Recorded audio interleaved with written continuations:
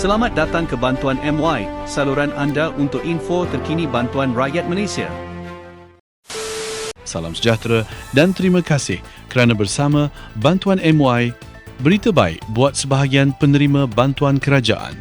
Hari ini, 15 Julai 2026, beberapa bayaran bantuan bulanan mula disalurkan kepada penerima yang layak melibatkan 3 kadar bayaran berbeza. Jika anda terdiri daripada golongan nelayan atau veteran Angkatan Tentera Malaysia yang memenuhi syarat, pastikan anda mengikuti maklumat ini sehingga selesai.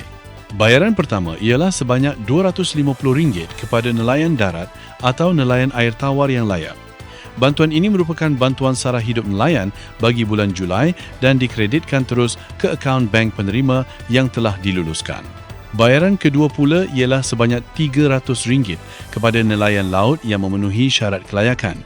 Seperti nelayan darat, pembayaran juga dibuat secara terus ke akaun bank penerima tanpa perlu membuat tuntutan secara manual.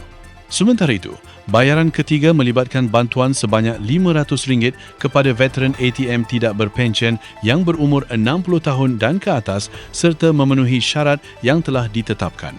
Pembayaran dijadualkan bermula pada 15 Julai dan dilaksanakan secara berperingkat sehingga 19 Julai 2026.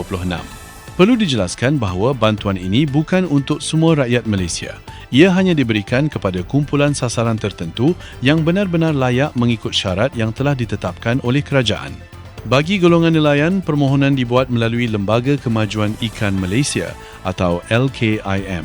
Nelayan yang ingin memohon perlu memastikan mereka mempunyai lesen atau permit yang sah serta memenuhi syarat kelayakan yang ditetapkan oleh pihak berkuasa.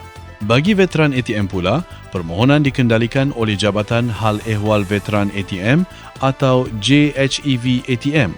Veteran yang belum berpencen dan memenuhi syarat boleh mendapatkan maklumat lanjut serta membuat semakan melalui pejabat JHEV yang berhampiran. Selain syarat umur dan status pemohon, agensi berkaitan turut mengambil kira faktor pendapatan serta kedudukan sosioekonomi penerima. Ini kerana bantuan ini disasarkan kepada individu yang benar-benar memerlukan bagi membantu meringankan kos sara hidup semasa.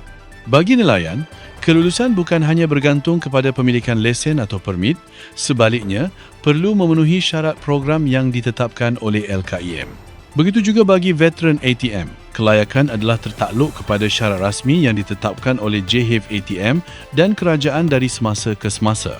Justru, sekiranya anda melihat masih belum menerima bayaran hari ini, jangan panik kerana proses pengkreditan ke akaun bank lazimnya dibuat secara berperingkat mengikut jadual yang telah ditetapkan. Bagi mereka yang layak, semoga bantuan ini dapat membantu mengurangkan beban perbelanjaan harian. Jika anda mengenali ahli keluarga, rakan atau jiran yang mungkin layak menerima bantuan ini, kongsikan maklumat ini supaya mereka turut mendapat informasi yang tepat. Terima kasih kerana menonton. Jumpa lagi di video seterusnya.